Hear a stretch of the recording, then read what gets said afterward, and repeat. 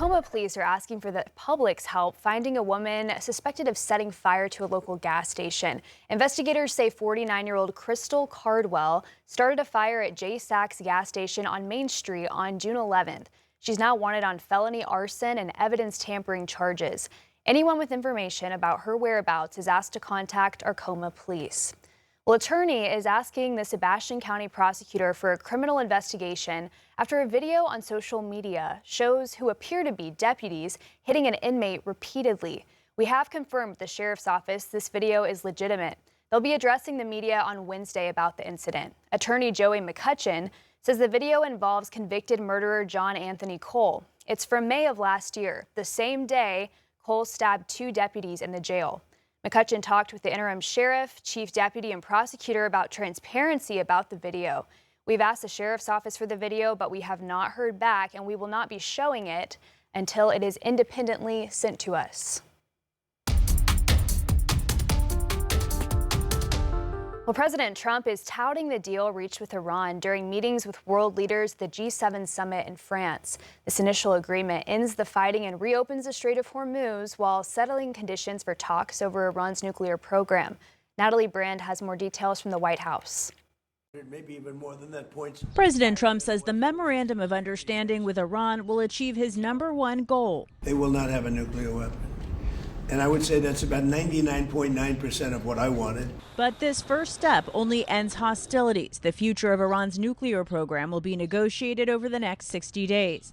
And the text of the page-and-a-half agreement has not yet been released. Actually, I'll not only release it, I'll probably have a press conference and read it to you word by word, so that the press covers it accurately. The U.S. and Iran are still at odds over whether ships will be charged a toll for transiting the Strait of Hormuz. But Middle Eastern partners are hopeful the critical waterway will soon fully reopen. And that would allow countries like Qatar to again be supplying energy to the world. Possible roadblocks to a sustained peace remain, especially given the continued tensions between Israel and Iran-backed Hezbollah in Lebanon. President Trump criticized Israeli Prime Minister Benjamin Netanyahu today over his handling of the situation. Israel's fighting Hezbollah too long, and too many people are being killed. And you don't have to knock down an apartment house every time you're looking for somebody, because there are a lot of people in those apartment houses, and they're not all Hezbollah, that I can tell you. Netanyahu says he and the president are friends, but don't always see eye to eye, and he will keep his troops in Lebanon as long as it's necessary. Iran's foreign minister said Tuesday the regime will consider any attacks on Hezbollah in Lebanon a violation of the Memorandum of Understanding with the U.S. Natalie Brand, CBS News, the White House. Well, a judge has denied Joseph Duggar's motion to allow him to contact his children and access his properties in Benton County. The judge also said Duggar cannot be within 500 feet of the alleged victim's home. Duggar was arrested in March, accused of molesting a 9-year-old girl in 2020. He's pleaded not guilty. Duggar and his wife Kendra are also facing charges in Arkansas, accused of false imprisonment and child endangerment. They've pleaded not guilty, and it's unclear whether those charges are related to the Florida case. Well, Thaden School is notifying families that a Bentonville photographer charged in a child sexual abuse material investigation previously taught at a summer camp on campus. The school says Russell Bloodworth taught a beginner photography class last summer and had been scheduled to return this year. A police affidavit says investigators found a photograph of a juvenile girl that they later linked to one of Bloodworth's classes. Investigators say that image was then used to create multiple sexually explicit AI-generated images. The Arkansas State Police Internet Crimes Against Children Task Force says while the technology involved may be newer, the harm to children is no different. There's a mental health element. It's the same mental health element that you have across the real versus fake. The speed of it is what's starting to get scary. School says any parents who interacted with Bloodworth and have concerns should reach out to the Bentonville Police Department. Well, it's primary election day in Oklahoma, and there are a lot of state and federal races at stake, none bigger than the race for Oklahoma's next governor. On the Republican side of the ticket, it's a packed race. State Attorney General Gentner Drummond is one of the 9 candidates running. He faces a tough field, including former state Senator Mike Mazzei, who's been endorsed by President Trump. 3 Democrats are running, including State House Rep Cindy Munson and former state Senator Connie Johnson. A candidate must earn more than 50% of the vote to win the race. Otherwise, the top 2 will move on to a runoff in August. Voters will also decide on increasing the state minimum wage. If you vote yes, the minimum wage would gradually increase over the next 3 years from $7.25 to $15 an hour. Polls are open until 7 tonight.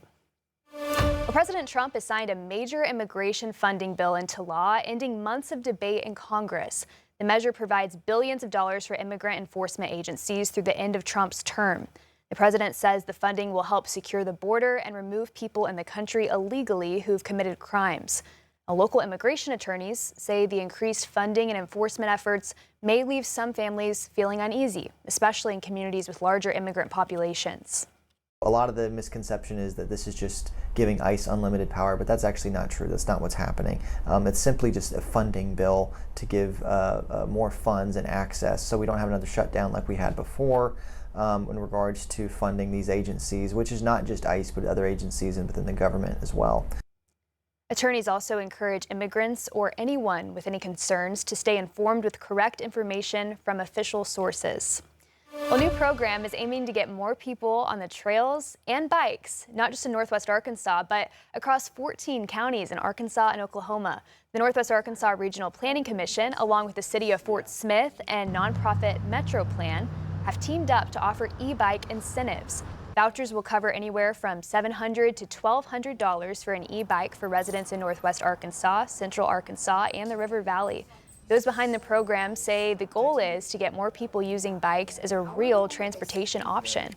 I see people every day all up and down the Razorback Greenway in our trail systems. I know people that are going to work on our trail systems. And I think this is an opportunity to provide a transportation choice and provide a voucher and incentive to make that happen. Applications are set to open on July 9th. To find out where to apply, you can visit this story on our website, 5newsonline.com. Well, tonight the Fayetteville City Council could vote on new rules for future data center projects. There aren't any data center projects planned right now, but city leaders say they want rules in place before one is proposed. Under the plan, developers would have to tell the public how much water and electricity a project would use. Council members also discussed whether the rules should be stricter and who would pay for outside reviews. If it's approved tonight, the rules would take effect right away. Meanwhile, Fort Smith city directors will discuss changing injury pay for city employees. The board reviewed the city's policies after police officer Kyle Newman was shot and injured during a DWI stop in May. Some directors said the policies didn't go far enough. A city memo says employees will get up to 18 months of injury pay, and the city will pay for every medical bill for life. The city administrator will also be able to extend coverage on a case-by-case basis.